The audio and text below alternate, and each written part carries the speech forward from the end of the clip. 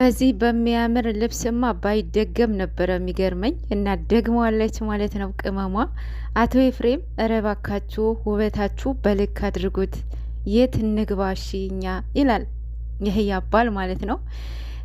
ቅመም የኔ ቆንጆ ውበቱማ አድሮም ውበቱ ደፍቶብሽ የኔ ቆንጆ እግዚአብሔር ይጠብቅሽ ይጠብቃችሁ። ማርያምን በጣም እኔ እንጃ በቃ እግዚአብሔር ይጠብቃችሁ በሏቸው እናንተ ስታዩ ማለት ነው። ዝም ብሎ አይታችሁ ማሳለፍ አይደለም የእውነት እና በጣም ያምራል ይሄ ልብስ።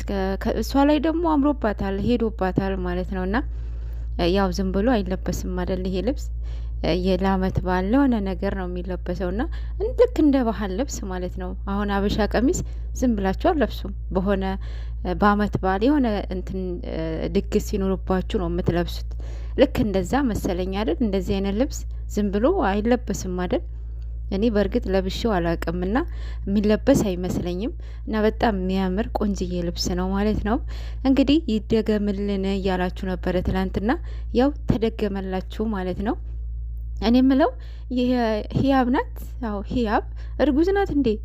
ኦ ማይ ጋድ! እኔ እኮ አላመንኩም። እርጉዝ ናች ምናምን ሲሉ እኔ ውሸታቸው መስሎኝ ነበረ። ትላንትና የሆነ ቪዲዮ እያየው ነበረ፣ የተንቢ ቤት የተለቀቀው ማለት ነው። አገር ሄደዋል ቡታጅራ። እንግዲህ አይቼዋለሁኝ።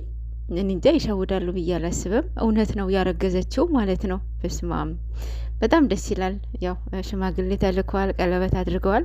ኦልሬዲ ሰርግ ነበረ። ሰርጉ የተንቢ ስትናገር እንደሰማኋት መስከረም ሰርግ አለ እያለች ነበረ መሰለኝ። የነሱ ነው ማለት ነው። አሁን አብዛኛው ሰው ማለት ነው እርጉዝ ከሆነ በኋላ ነው ለሰርግ የሚጣደፈው።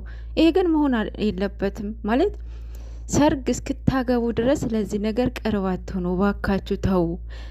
ከሰርግ በፊት አይደረግም የምር። እና እኔ ህያብን በዚህ አልጠብቃትም ነበረ። ምክንያቱም በጣም ጎበዝ ነች እምነቷ ላይ። ያው ቀድማ ማርገዟ እኔ እንጃ በጣም ገርሞኛል በእውነት። ለማንኛውም ብቻ እግዚአብሔር የሰጠሽ ነው፣ እግዚአብሔር ስጦታ ነው ልጅ። እግዚአብሔር ይመስገን። ከማንም አይደለም ከባልሽ ነው። ግን ደግሞ ከሰርግሽ በኋላ ቢሆን ደስ ነበረ ሞር ማለት ነው።